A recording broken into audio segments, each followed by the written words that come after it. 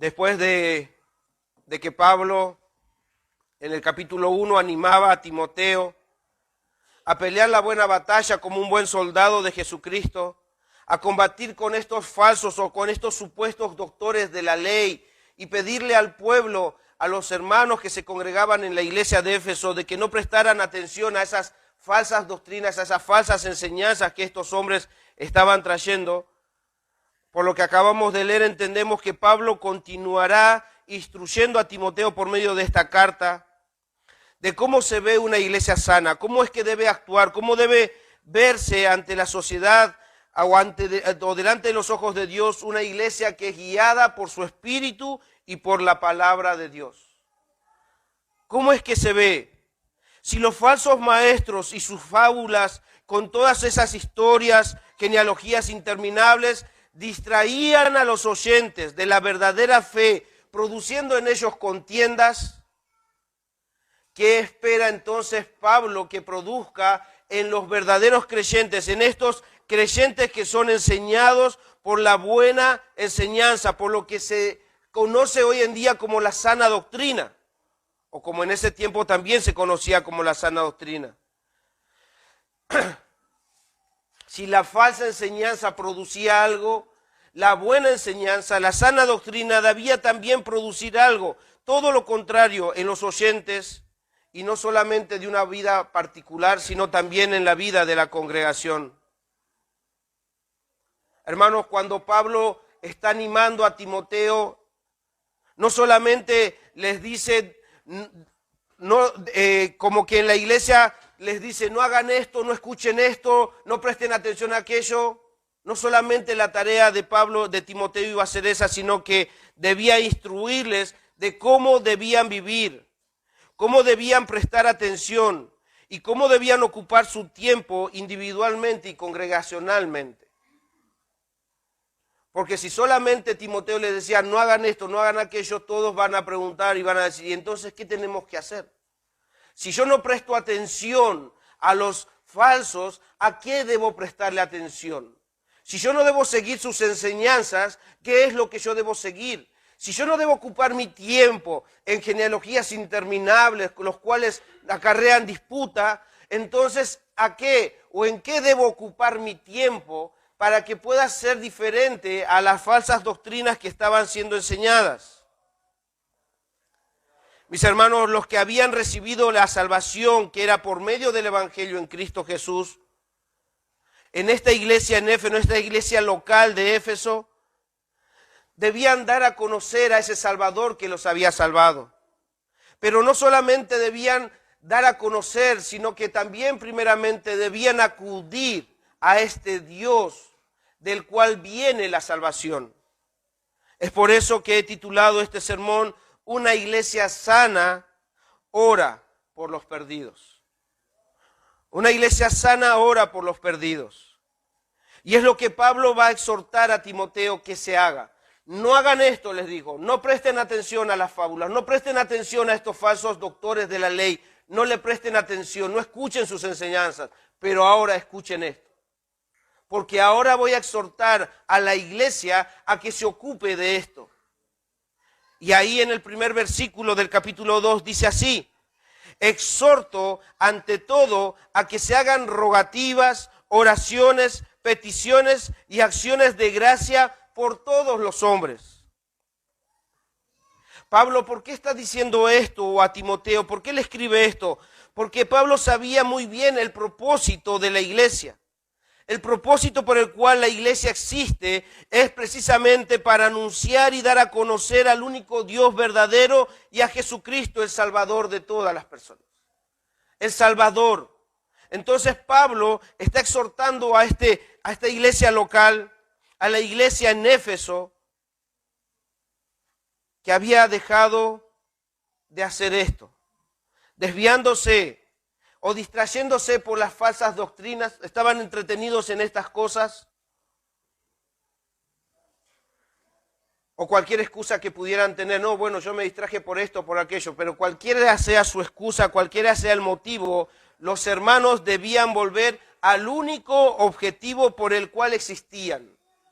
O sea, mis hermanos, la iglesia existe para dar a conocer las virtudes de aquel que lo llamó. Aquel que dio su vida por la iglesia. Dios ha diseñado esta iglesia para que puedan dar a conocer a ese Dios único y al Salvador del mundo. Entonces, Pablo les está diciendo esto, o sea, ustedes tienen que volver a este objetivo. Por eso es que Pablo usa esa palabra, Pablo usa esta palabra, los exhorta, los amonesta.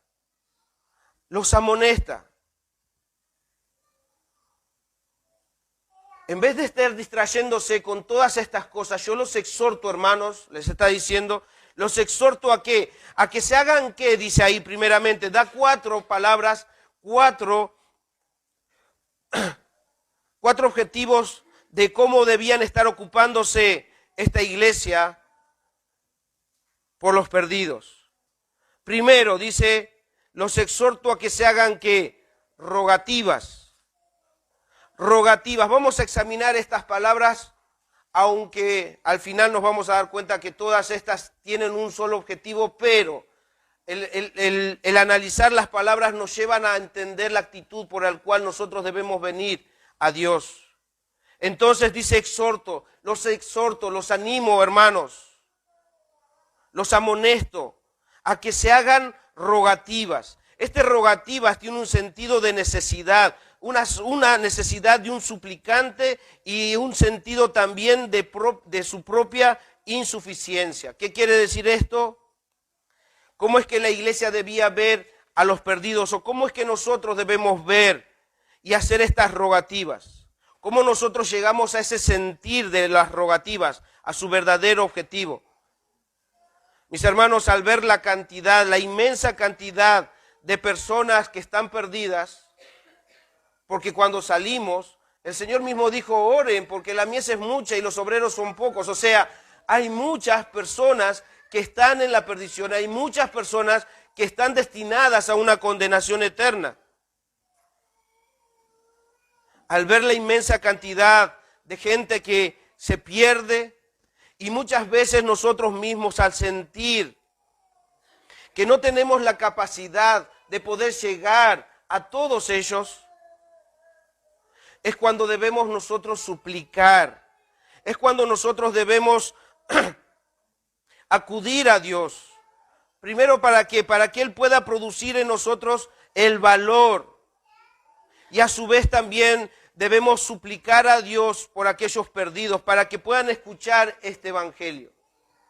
Debemos hacer rogativas, suplicar a Dios por nosotros, porque no tenemos la capacidad, sino para que Dios nos capacite, y por aquellos que también deben ser capacitados para oír el evangelio.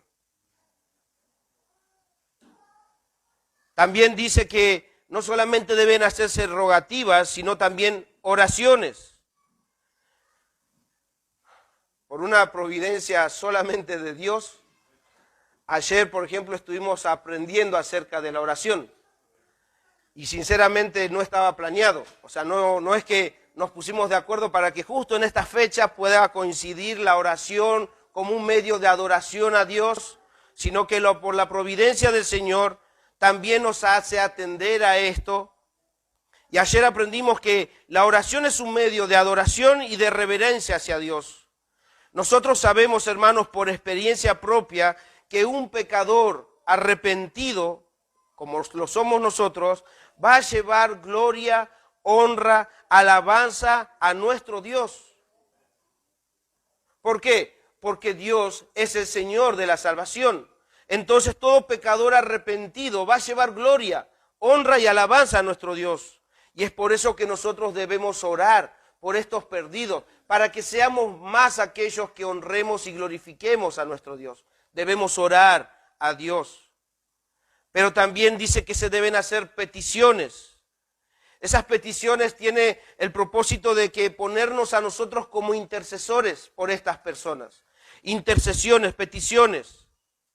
Obviamente que después incluso va a aclarar que el único intercesor entre los hombres y Dios es Jesucristo. Pero nosotros al imitar el corazón de Jesucristo podemos nosotros orar a nuestro Dios por medio de Jesucristo, imitándolo a Él, por la autorización de Él, pedir por aquellos perdidos.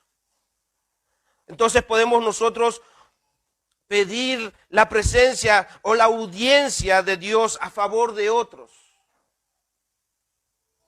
Mis hermanos, al conocer la ruina venidera, al conocer que los perdidos van a pasar por una eternidad en un lago de fuego, en la eternidad lejos de Dios, nosotros debemos acercarnos a Dios para pedir misericordia, para pedir que puedan estos hombres que están ahí afuera, incluso nuestros niños, incluso las visitas, incluso todos aquellos que en esta mañana están sin Cristo, debemos acudir a Dios para que puedan ver la gloriosa luz del Evangelio. Debemos orar, hermanos, debemos hacer peticiones, debemos interceder por ellos para que Dios pueda salvarlos. No crean que porque de alguna manera nosotros hoy tenemos la palabra de Dios sana y no adulterada, no den por sentado que todos los que están en este lugar son salvos. No den por sentado que todos en este lugar sean salvos. No den por sentado que todos aquellos que están en una iglesia de sana doctrina son todos salvos. No, es más bien, si es una iglesia de sana doctrina, debemos orar para que puedan ser salvos. No solamente los que se congregan, sino también aquellos, por todos los hombres. Por eso decía que toda una iglesia sana va a orar por los perdidos, va a orar por la salvación de los perdidos. Entonces debemos interceder, orar a Dios para que puedan estos ser salvos. Como cuarto dice ahí, también no solamente deben hacerse rogativas o peticiones, oraciones, sino también acciones de gracia. Acciones de gracia. ¿Por qué acciones de gracia? ¿Por qué Pablo pone esto dentro de las peticiones, oraciones o rogativas? Y ahora dice acciones de gracia. Porque primero nosotros debemos entender y venir delante del Señor en acción de gracias. ¿Por qué? Porque su evangelio nos ha alcanzado. Nos ha alcanzado. O sea, Cristo nos ha alumbrado. Cristo nos ha salvado. Entonces yo debo venir en acción de gracias primeramente sabiendo de que he sido salvado por el Señor. Pero segundo, también debemos venir en acción de gracias. ¿Por qué? Porque Dios nos ha dado el privilegio de ser portadores de este evangelio. De que nos haya encomendado, hermanos, que seamos nosotros aquellos que llevemos el evangelio de salvación a los perdidos. A esos perdidos que viven sin esperanza. Por eso hay un pasaje que dice que es como que nosotros somos el medio por el cual Dios, como si fuera que por nosotros, rogase a la gente que se arrepiente y se reconcilie con Dios. Se nos ha dado el ministerio de reconciliación. Debemos decirle a la gente, reconcíliense con Dios. Somos portadores y por eso debemos darle acción de gracias. Gracias por salvarnos y gracias por confiarnos ese evangelio para que podamos llevarlos a otros. Como podemos ver, estos cuatro términos, estas cuatro palabras, tienen un solo principio, que es a que nosotros acudamos a Dios. Acudamos a Dios, pero nos enseña la actitud con la cual nosotros debemos ir a Dios. Sí, las cuatro cosas dicen lo mismo, que debemos hablar con Dios. Pero esas particularidades, palabras, dicen cómo es que lo debes hacer. Mis hermanos, estos aspectos debían estar en la congregación donde pastoreaba Timoteo. El Pablo les exhorto que haya esto en ustedes. De la misma forma, debe haber eso en nuestros corazones. Por eso haríamos bien en prestar atención, en que la semana nosotros podamos meditar, escudriñar su palabra, examinar nuestros corazones de que si estas cosas están en nosotros. Y si no lo están, debemos arrepentirnos porque esto es lo que Dios quiere. Dice que Pablo los exhortó a que estas cosas estén en ustedes. En nuestras oraciones deben estar, hermanos, lo que debía estar en esta iglesia de Éfeso, rogativas, oraciones, súplicas y acciones de gracia a nuestro Dios. Mis hermanos, Esto no es algo que nosotros podamos fingir. Esto no es algo que nosotros podamos producir. Es como decir, bueno, a partir de hoy yo voy a hacer todo esto como una obligación. No, esto tiene que surgir de la convicción de entender su palabra, y un corazón regenerado va a producir, el Espíritu de Dios va a producir en un corazón regenerado el deseo, el anhelo de que otros se salven. Un corazón regenerado por el glorioso evangelio será un corazón evangelístico. Ese corazón orará y buscará dar a otros lo que no merecen. ¿Por qué? Porque recibió lo que no merecía. Pero podemos decir, sí, pero sí oramos nosotros por los perdidos. Oramos por los perdidos. A ver, ¿quién de ustedes no, a ver, levante la mano? No, mejor no levante la mano.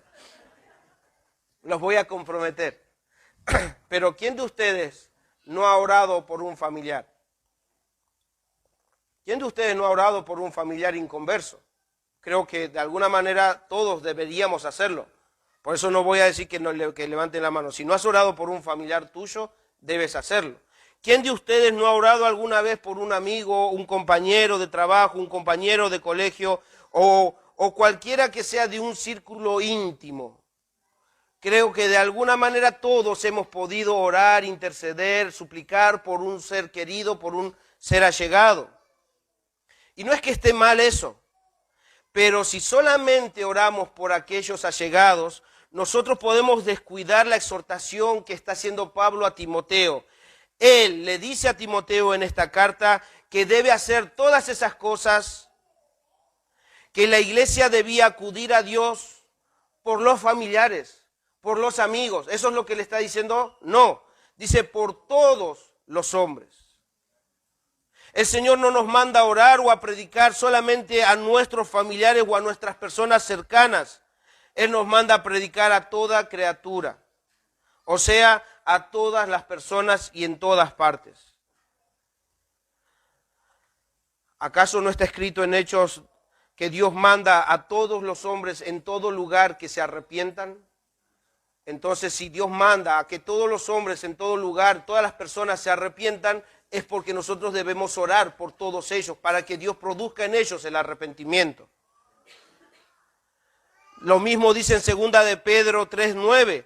Dice así, el Señor no retarda su promesa según algunos la tienen por tardanza, sino que es paciente para con nosotros, no queriendo que ninguno perezca, sino que todos procedan al arrepentimiento.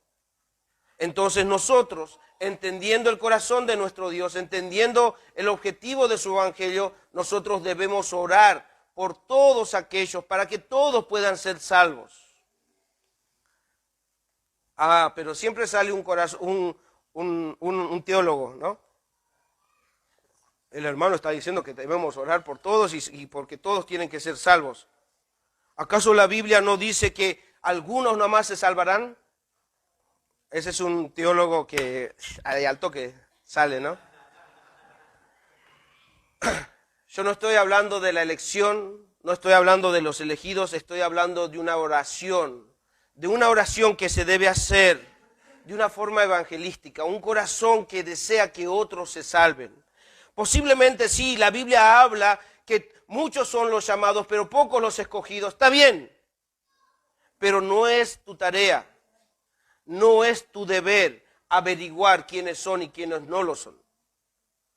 Entonces, no se dejen desviar por la teología, sabiendo que Dios dice eso, sí, pero Dios no nos manda a nosotros como sus criaturas, como sus personas, como sus hijos, a averiguar y solamente predicar a aquellos que, puede ser que sea salvo, a le voy a predicar. Parece un elegido del Señor, a ese le voy a predicar. No nos manda a averiguar, Pablo nos manda, Pablo nos exhorta, y el Señor guiando a Pablo, el Espíritu de Dios guiando a Pablo, nos exhorta a que podamos orar por todos, por todos. No solamente debes orar por los elegidos, oh Señor, salva a tus elegidos, no, salva a todos. Señor, salva a todos, porque nosotros no sabemos quiénes son. Esa es la tarea del Señor. Nuestra tarea es orar por todos, para que todos procedan al arrepentimiento. Y en esos todos, deben orar, deben hacer rogativas, deben hacer peticiones y acciones de gracia por todos. Y en ese todos, mis hermanos, en ese todos posiblemente estén incluidos aquellos por los cuales no quisieras orar. Todos. Pero yo tengo un vecino que mejor, ese no creo que se salve. Ese ya es un caso perdido. A veces cuando ya son grandes las personas nos dicen a nosotros, pero ya estoy viejo, ya ¿qué voy a cambiar? Y nosotros a veces, es verdad, ¿qué va a cambiar ya esto? No, debemos orar por todos para que el Señor convierta ese corazón. Posiblemente tu inclinación, por tu carne, por tus ojos, nosotros digamos, no, ese no se salva ni si te salvó a vos, mi hermano. Si te salvó a vos, puede salvar a cualquier otro. Cualquier otro. Entonces debemos orar por todos, incluso por aquellos que estemos tendientes a no orar por ellos. Como por ejemplo, los políticos. Sigamos, versículo 2, espero llegar, 8 versículos hay que hacer. Dice, versículo 2, sigamos la instrucción, que se hagan rogativas, peticiones, acciones de gracia, oraciones por todos los hombres. Y en ese todos los hombres, Pablo incluye a quién, por los reyes y por todos los que están en eminencia, para que vivamos quieta y reposadamente en toda piedad y honestidad. ¿Saben lo que está diciendo Pablo? Literalmente está diciendo esto. La iglesia debe orar por el político de turno, por el gobernante de turno. En ese momento estaban los reyes y todo lo que quieran, pero dice él, para todos aquellos que están en eminencia. O sea, si vamos a orar por todos, inclúyanlo a ellos. Incluyan a los políticos de turno. Y como se darán cuenta que Pablo no le está pidiendo su opinión a Timoteo, él no da la opción de que nosotros opinemos en esto diciendo, pero... O Pablo está diciendo, ¿vos estás de acuerdo con el político que está ahora? ¿Estás de acuerdo con el rey que está ahora? Para ver si podemos orar por él o no. O si nosotros apoyamos a ese gobernante o no. O si estamos de acuerdo de la forma que gobierna. No, él no les pregunta si están de acuerdo o no. Él les dice, oren, pidan, supliquen, intercedan también por los reyes o por los que están en eminencia. Los exhorta a que oren por ellos. Y como les he dicho, hermanos, muchas veces ya he repetido esto, pero yo quiero decirles en serio que cuando yo voy escudriñando su palabra, también soy exhortado. Y debo confesar que precisamente en esto he pecado contra Dios. He pecado contra mi Dios. Acerca de los políticos, acerca de los que gobiernan, ¿saben qué? Yo he dado más mi opinión de los hombres, de estos gobernantes, ya sea de este o del anterior, he dado más mi opinión que orar por ellos. O sea que he opinado más que orar por ellos. He hablado de los políticos con los hombres más que hablar de los políticos hacia Dios. O sea que si alguno me conoce, posiblemente en algún momento hemos entablado conversación acerca de los políticos, pero sinceramente no he orado por ellos. Y menos, no recuerdo, hermanos, haber orado por la salvación de ellos. Muchas veces podemos nosotros pedir, Señor, haz que dicten leyes que nos favorezcan. Señor, saca a los políticos corruptos, todo lo que quieras. Pero muchas veces nos olvidamos de que ellos también necesitan la salvación de sus almas. Y Pablo no está cambiando, él no está diciendo, oren para que dicten sentencias correctas, para que juzguen al pueblo. No, él les está diciendo, oren por su salvación, oren por todos. Y vamos a ver que el contexto está hablando de salvación, de que puedan venir al conocimiento de Dios. Así que yo he pasado más tiempo No es que vivo hablando de la política, porque la política no me gusta, pero cuando hablé más que orar. Y es por eso que debo arrepentirme y pedirle perdón a Dios. Y ahora esto nos tiene que llevar, me tiene que llevar a mí. Capaz ustedes oran por la salvación de los políticos y independientemente de que estén de acuerdo o no, ustedes oran, pero yo no lo he estado haciendo. Por eso que el Señor también escudriña mi corazón. Y ahora le tengo que pedir a Dios que me dé las fuerzas, el verdadero sentir de por qué tengo que orar por ellos. Y yo pensaba, ¿no? ¿Y por qué no? ¿Por qué me cuesta orar por ellos? ¿Por qué me cuesta orar por los políticos? Y yo pensaba esto, el solo pensar en lo que posiblemente hará el nuevo presidente, me llevó a pensar lo peor.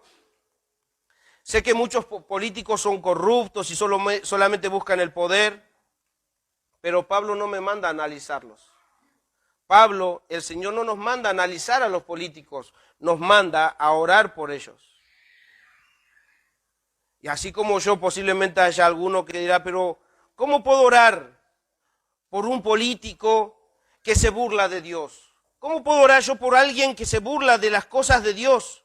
Incluso como el otro día veían, si han visto la asunción del presidente, incluso toman la Biblia y después no la toman en cuenta. ¿Cómo puedo orar yo por esos políticos falsos, corruptos? ¿Cómo puedo orar yo por estos políticos que lo único que van a buscar ahora es matar a los niños en el vientre? ¿Cómo nosotros podemos orar a Dios si estos están rompiendo todo el diseño de Dios? ¿Cómo puedo orar? No creo que pueda hacerlo. Y para poner en orden mis pensamientos, un poco de contexto nos va a ayudar a entender el valor de las palabras de Pablo. Y voy a llevarlos al contexto, porque nuestro contexto puede ser el nuevo presidente. Algunos estarán de acuerdo o no, pero no importa eso. A nosotros nos manda a orar. Pero el contexto en el cual Pablo les dice, oren también por los reyes, era este. Y nos va a ayudar a entender por qué tenemos que hacerlo.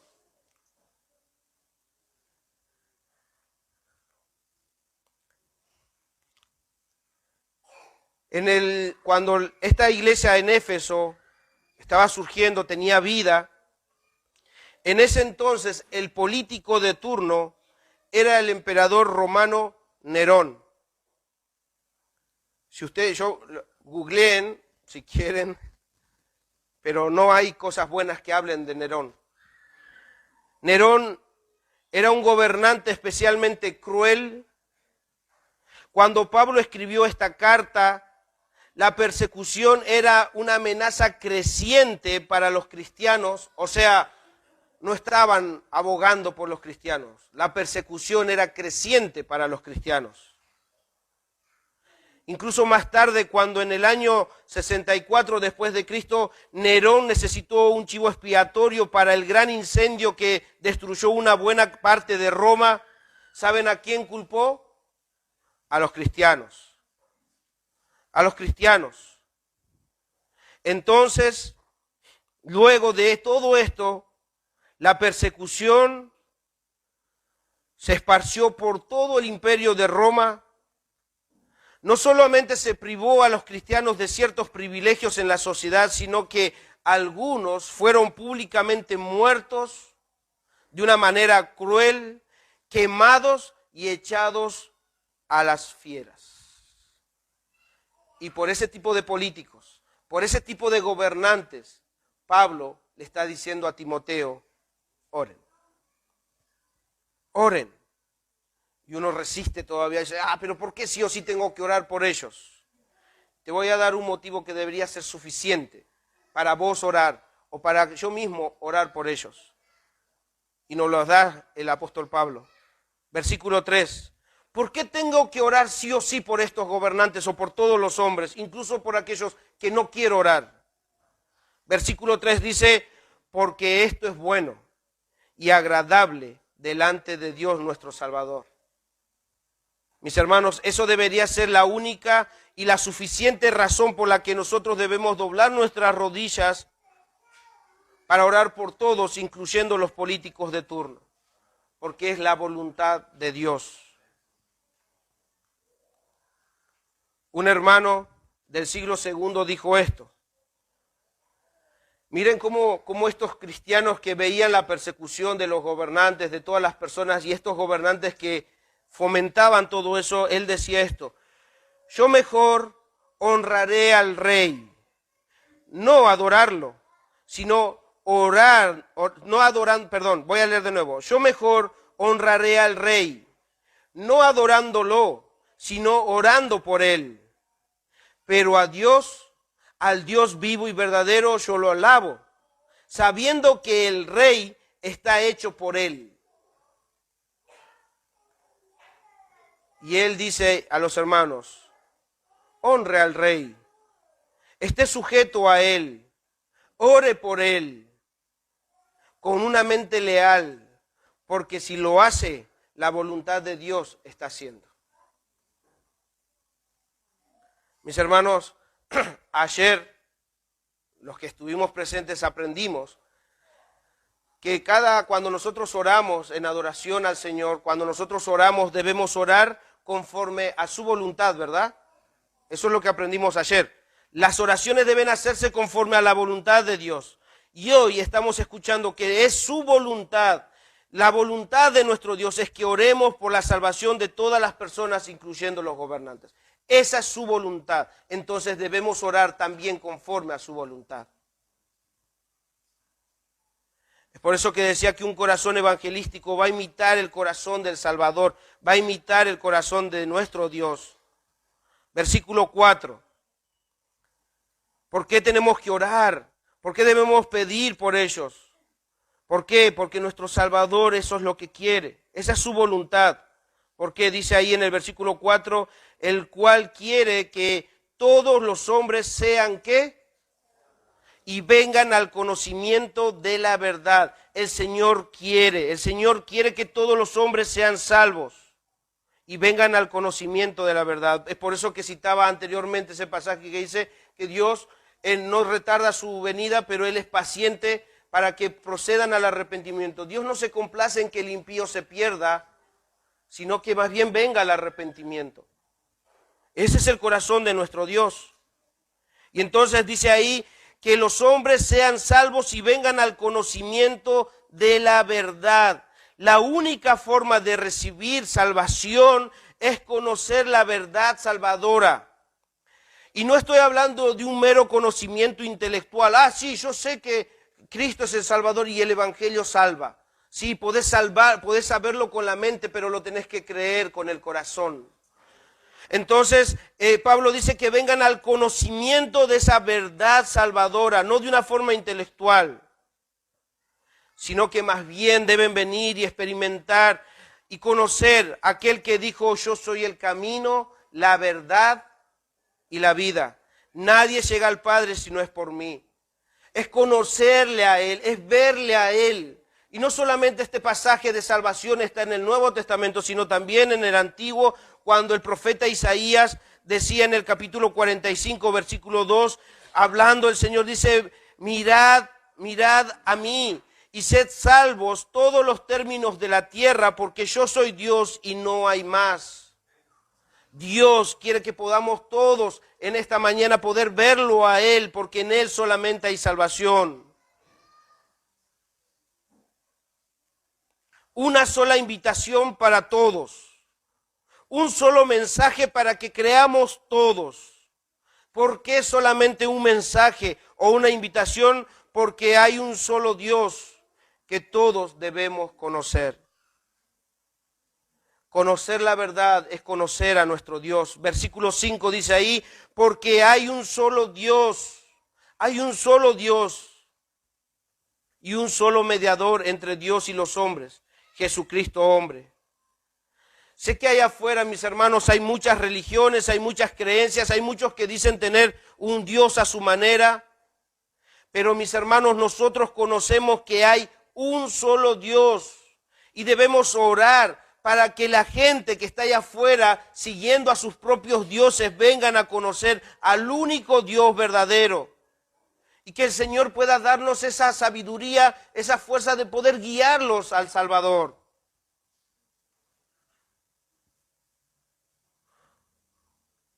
Hay un solo Dios. Deuteronomio 6:4 dice, oye Israel, Jehová nuestro Dios, Jehová uno es, uno solo, Dios es único.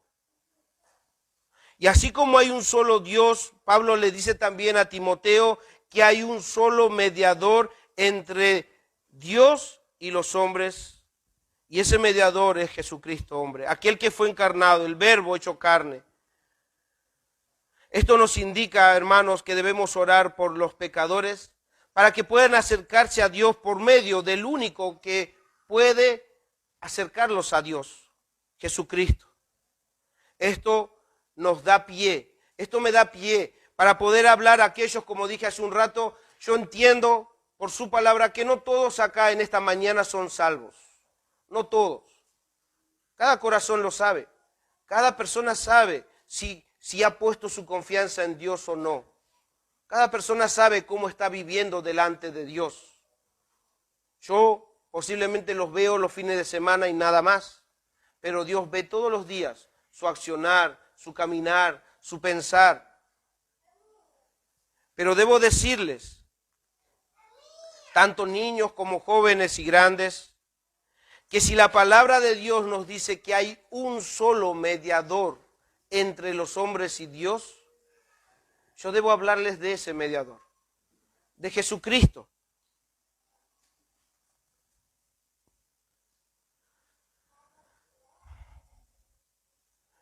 ¿Y saben qué?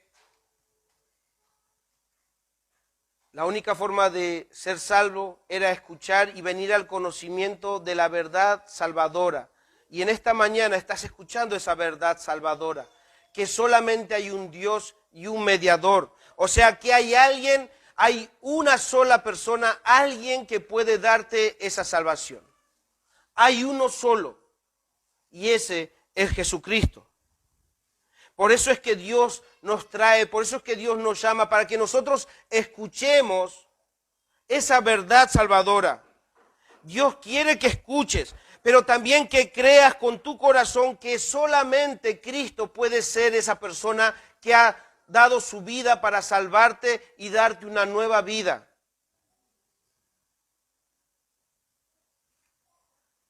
Es la única verdad. No esperes otra cosa, por lo menos en esta congregación. No esperes otra cosa. No esperes otra cosa, porque la única verdad es que hay un único Salvador que puede reconciliarte con el único Dios. Solamente Cristo. El versículo 2 te aclara. Mi amigo, si todavía estás en tus pecados, jóvenes, niños, si todavía no han puesto su confianza en Cristo como su Señor y Salvador, si todavía no han venido a Él en arrepentimiento y fe, Él ya nos ha dicho, Pablo nos indica que hay un solo Dios y un solo mediador entre Dios y los hombres, Jesucristo hombre. En Hechos 4:12, la Biblia dice, en ningún otro hay salvación, porque no hay otro nombre bajo el cielo dado a los hombres en que podamos ser salvos. Solamente es un solo nombre, y ese es Jesucristo, el único que puede salvarte. Nunca vas a poder hacer algo para vos agradar a Dios. Solamente la obra de Cristo fue agradable delante de los ojos de Dios. Solamente por medio de Él podemos ser salvos. ¿Y por qué solamente Él es el único medio de salvación? ¿Por qué es el único que puede acercarnos a Dios? Porque es el único que te ha amado, mi amigo, mi amiga. Es el único que te ha amado y te ha amado hasta la muerte y muerte de cruz. Y precisamente te ha amado con un amor eterno, con un amor que lo ha llevado a la cruz. ¿Para qué? Para poder salvarte. Tienes que escuchar la voz de Dios. Debes responder a esto. Jesucristo se dio, Jesucristo murió para poder rescatarte. Dice el versículo 6 de ahí de Timoteo que estamos leyendo. Este Jesucristo, este único mediador entre Dios y los hombres, dice, el cual se dio a sí mismo en rescate por todos. Él se dio por vos, Él se dio para poder rescatarte, del cual se dio testimonio a su debido tiempo. Mis amigos, Cristo entregó su vida para que todo aquel que creyera en Él tenga vida y vida eterna. Pablo oraba, mis hermanos, Pablo oraba y nosotros debemos buscar y pedirle al Señor que su Espíritu verdaderamente pueda darnos ese corazón evangelístico. Ese corazón evangelístico. Pablo había entendido esto, por eso es que él está exhortando a Timoteo para la iglesia en Éfeso. Pablo oraba para que más pudieran escuchar el Evangelio. Y también pedía oración. ¿Y saben para qué pedía oración? No para ser librado de las cadenas, no para ser librado de las aflicciones. Él no pedía oración para no pasar hambre, para no pasar necesidad. Él pedía oración para que Dios le abriera puertas para el Evangelio, para que más puedan venir al conocimiento del Salvador. Ese es un corazón evangelístico, un corazón que anhela que otros se salven. Pablo mismo, escuchen este corazón evangelístico, Pablo mismo decía: yo mismo quisiera ser maldito con tal de que mis hermanos, mis compatriotas sean salvos. Yo mismo quisiera ser incluso, o sea, está expresando un deseo en su corazón de tal forma que él anhelaba que otros sean salvos. Y si fuera posible la salvación de todos y él también tener la misma actitud de Cristo y él mismo ser maldito para que se salven, está bien. Él tenía el deseo evangelístico de que otros se salven. Y es por eso que Pablo entendía esto, y en el versículo 7 dice ahí, en el versículo 7 de Timoteo: por esto yo fui constituido predicador y apóstol, el enviado, el elegido del Señor. Digo la verdad en Cristo, no miento. Es como que una desesperación. Esto es verdad, lo que les estoy diciendo es verdad. Fui constituido predicador para que esta verdad sea anunciada a todas. No estoy mintiendo. Fui constituido predicador y apóstol y maestro de los gentiles en fe y en verdad. Entendiendo esto, un hermano dice que el mensaje del Evangelio tiene un alcance mundial. No está limitado a una raza, un sexo o un trasfondo nacional. Dios ama a todo el mundo y envió a su Hijo para salvar a todos los pecadores. Y escuchen esta exhortación. Dice: nunca asumas que alguien está fuera de la misericordia de Dios. Nunca asumas que hay alguien más allá del alcance del ofrecimiento de la salvación. Nunca pienses de que este no va a ser salvo. Nunca haya eso en un corazón evangelístico. Debemos incluso, si es un corazón que rechaza, rehúsa, más bien deberíamos orar más. Pablo predicó a los judíos y a los gentiles, hombres y mujeres, sin distinción. ¿Por qué? Porque él sabía que el Evangelio tenía poder de salvación a todo aquel que creía. Y porque para eso había sido llamado. Pablo era parte de la iglesia. No era alguien que era distinto a todos. Estaba la iglesia y Pablo. No, Pablo era parte de la iglesia. Eso quiere decir que también era parte de nosotros. Y el llamado de Pablo es el mismo llamado que nosotros tenemos. Entonces yo voy a citar un pasaje que él habla acerca de su testimonio, acerca de su llamado, pero lo voy a citar para nosotros, para Iglesia Cristiana de la Gracia, para que nosotros entendamos cuál es el propósito por el cual nosotros fuimos llamados. ¿Para qué Dios nos salvó? ¿Para qué Dios nos salvó? Para que estemos tranquilos en la tierra y tengamos nuestra familia bien, felices, como Disney, y vivieron felices por siempre. ¿Para qué Dios nos llamó? ¿Para qué Dios llamó a Pablo, parte de la iglesia? ¿Para qué Dios nos llama a nosotros? Escuchen, Iglesia Cristiana de la Gracia.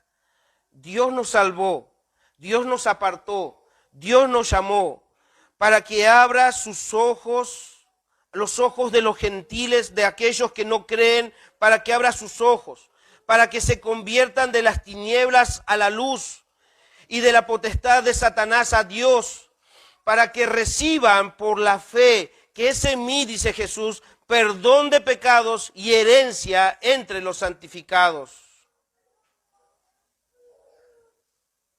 Esa es la tarea de la iglesia. No solamente fue de Pablo. Pablo era un instrumento de Dios, pero la iglesia es el instrumento de Dios para que los demás puedan venir al conocimiento del único Dios verdadero y en serio pasen de las tinieblas a la luz. Es por eso, mis hermanos, que Pablo anima a Timoteo para que la iglesia cultive este corazón evangelístico. ¿Y cómo podemos hacer que nuestro corazón fluya o emane misericordia y bondad para con los perdidos? Por medio de la oración. Muchos de nosotros, y no sé, yo no lo sé, pero voy a decir algo mío. Muchas veces oro, sí, por los hermanos, por ustedes, oro por nuestros familiares, oro por las iglesias, oro por aquellos que escucharon el Evangelio, pero sin embargo carezco por ahí de un sentir, carezco de un sentir genuino de orar por los perdidos, de que pueda llegar su Evangelio, pero con un gemido de adentro de poder decir, Señor, sálvalos, sálvalos. Que debemos cultivar en esta iglesia, debemos cultivar. Yo le doy gracias a Dios, que ha movido a hermanas que oran por la reunión, que oran para que el Señor siga trayendo luz en medio de la congregación, en medio de su predicación. No sé si lo hacen, hermanas, pero si es posible, incluyamos a los gobernantes en nuestras oraciones. Entonces debemos orar por la salvación de todos. Y finalmente Pablo dice en Timoteo 2:8, quiero pues que los hombres oren, siempre hablando de la oración por los perdidos, que oren en todo lugar, levantando manos santas, sin ira ni contiendas. O sea que cuando se reúnan en sus casas o estén reunidos en un lugar o estén en sus casas o por donde estén, oren por los perdidos. No con enojo ni con contienda, porque eso es lo que producía lo que producían estos falsos. Entonces es como que enojados podían estar orando. No con contienda ni con enojo, sino con un corazón sincero que busca que otros sean salvos. Hombres, aprendamos a orar.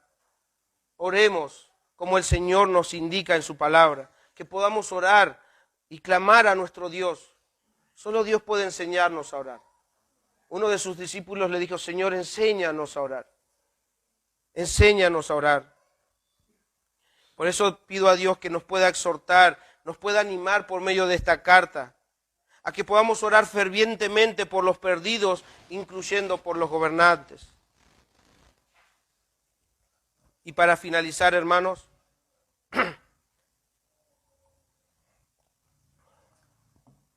quiero traerle algunos dichos de cristianos antiguos que entendieron la importancia de orar por los perdidos, de clamar, de interceder por los perdidos.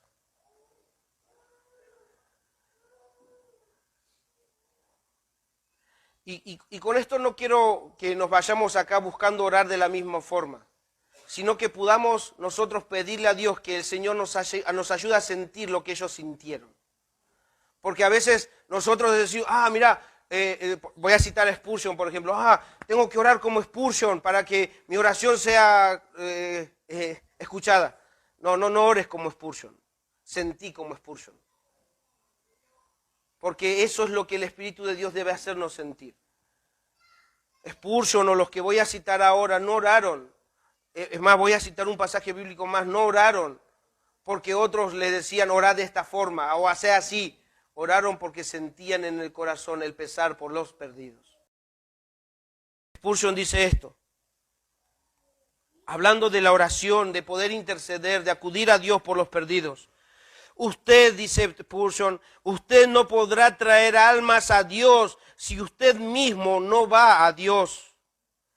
Si usted está mucho tiempo con Jesucristo, se impregnará de su espíritu. Será encendido con la llama que ardió en su seno y consumió su vida. Usted, dice Spurgeon, usted, entendiendo esto, usted llorará con lágrimas que cayeron sobre Jerusalén cuando la vio pereciendo. Jesús, cuando vio que Jerusalén era un pueblo sin pastor, Jesús lloró. Jesús lloró al ver la perdición, al ver la ruina de Jerusalén. Y dice, el hermano dice que cuanto más cerca nosotros estemos a Él, vamos a poder sentir lo que Él sintió. Pero no podremos sentir si no apartamos tiempo para tener un corazón evangelístico, un corazón que se duele por los perdidos. Otro hermano, Juan Knox, oraba a Dios diciendo esto: Señor, dame a Escocia. Él oraba por un país: dame a Escocia o muero, o me muero, decía Juan Knox. O sea, ese sentir, ese pesar, nosotros podemos salir y orar de esa forma: bueno, Señor, dame Puerto Madryn y no muero. Pero ¿realmente siento eso? No debemos procurar imitar esto, sino lo que debemos procurar es pedirle a Dios que nos haga sentir lo que Él mismo sintió por la humanidad. Amor, misericordia en nosotros para manifestarla. Richard Baxter dice esto y nos exhorta de esta manera: ¿viven ustedes, hablando de los perdidos, ¿no? ¿Viven ustedes cerca de ellos? ¿Se encuentran con ellos en las calles? ¿Trabajan con ellos? ¿Viajan con ellos? ¿O se sientan a conversar y conversan con ellos? Y no les dicen nada de su alma y de la vida venidera. ¿No los ayudarán cuando el alma de ellos está casi en el fuego del infierno? ¿No harán nada por ellos?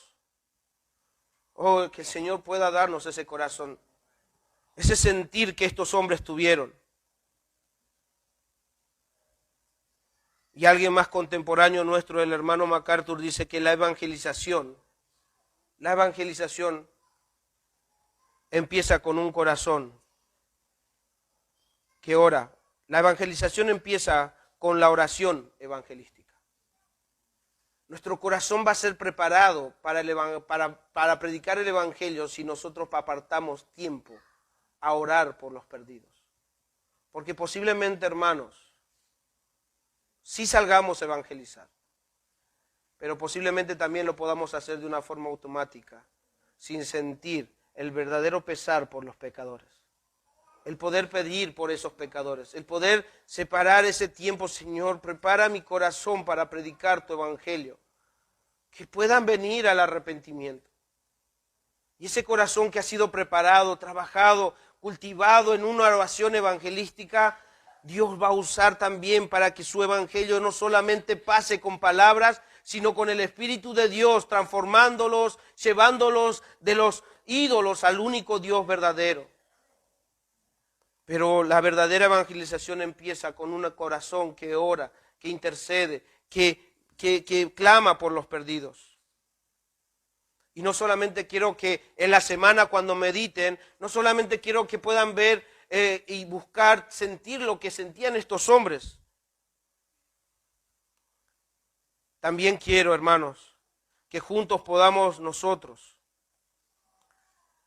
ver también a un hombre que intercedió por los pecadores, a un hombre que estaba a punto de ser muerto, que estaba siendo asesinado por dar testimonio de Cristo. Posiblemente lo hayan escuchado, pero cuando mediten en esto, hermanos, recuerden a Esteban. Esteban acudió a Dios por aquellos que lo estaban matando. Él acudió a Dios, él intercedió a Dios por esos pecadores que estaban matando, por el testimonio que él estaba dando acerca de Cristo. En Hechos 7:60, ahí está, pueden leerlo si quieren más en su contexto, pero en Hechos 7:60 dice: este hombre que había dado testimonio, este Esteban, puesto de rodillas, dice, cuando lo estaban apedreando, puesto de rodillas, clamó a gran voz. Este es un corazón evangelístico, un corazón que se niega a sí mismo, un corazón que no le importa su pérdida. No importa su vida, sino que le importa la salvación de otros. Y puesto de rodillas clamó a gran voz: Señor, Señor, no les tomes en cuenta este pecado. Y habiendo dicho esto, durmió. Habiendo dicho esto, murió. Pero él murió con un corazón evangelístico. Él no solamente predicaba, él sentía el evangelio. Él sentía el pesar de los perdidos, de tal forma que incluso en su último suspiro está clamando por estos perdidos. Está clamando por estos pecadores. Y mis hermanos, no sé si será así o no, pero en la gloria vamos a saber que siempre el Señor, nosotros sabemos que el Señor responde a nuestras oraciones, ¿o no? Este hombre, a punto de morir, está clamando y está diciendo: Señor, no les tomes en cuenta su pecado. ¿Y saben qué, hermanos? Alrededor de todos estos que estaban matando a Esteban, apedreándolo, había un joven llamado Saulo. Yo no lo sé, pero quién sabe si Dios respondió su oración evangelística y haya tenido a bien no tomarle en cuenta el pecado de Pablo y perdonarlo. Porque de historia después, Saulo es convertido. Este Saulo que estaba de acuerdo con que maten a Esteban, ese clamor fue escuchado. Ese clamor, esa oración evangelística fue escuchada. Bueno, Esteban, siempre son nombres. Nuestro Señor Jesucristo. Nuestro Señor Jesucristo oró por nosotros. Nuestro Señor Jesucristo, en el preciso momento también de su muerte, es por eso que ese corazón evangelístico no lo podemos producir nosotros de una forma automática, sino debemos clamar a nuestro Dios, porque Cristo nos mostró en su ejemplo que debemos llorar por los perdidos y aún en el último momento de nuestra vida orar por aquellos. Jesús también, estando en la cruz, dijo: no les tomes en cuenta su pecado, porque no saben lo que hacen. No saben lo que hacen. ¿Y saben qué, mis hermanos? Yo estoy seguro que Dios escuchó su oración. ¿Saben por qué? Porque de lo contrario Dios hubiese consumido todo en ese preciso momento. Dios fue misericordioso, tardo para la ira, y perdonó la iniquidad. ¿Y saben por qué también estoy convencido de que Dios escuchó esa oración? Porque nosotros estamos acá. Porque en esa oración Dios estaba escuchando la oración. Recuerden que momentos antes, en Juan 17, nosotros vamos a ver la oración intercesora de nuestro Dios por los cristianos y por aquellos que habían de creer. Y cuando Cristo está pidiendo al Señor que no le tomara en cuenta lo que estaban haciendo, porque no sabían lo que estaban haciendo, ahí también nosotros estábamos. Cuando Cristo estaba muriendo y rogando por esos pecadores, estaba orando por nosotros.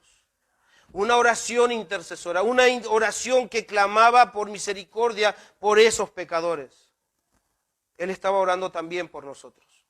Y si nosotros hoy estamos en Cristo, si nosotros hoy pudimos creer en Cristo y nuestro pecado no fue tomado en cuenta, es porque la oración de nuestro Señor Jesucristo fue escuchada por nuestro Dios.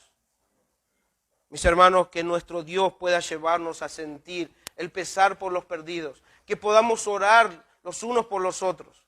Y yo les pido por favor que mientras podamos busquemos la oportunidad de recordárnoslos, porque cuando salgamos hay tanta distracción allá afuera que nos hace olvidar nuestro deber.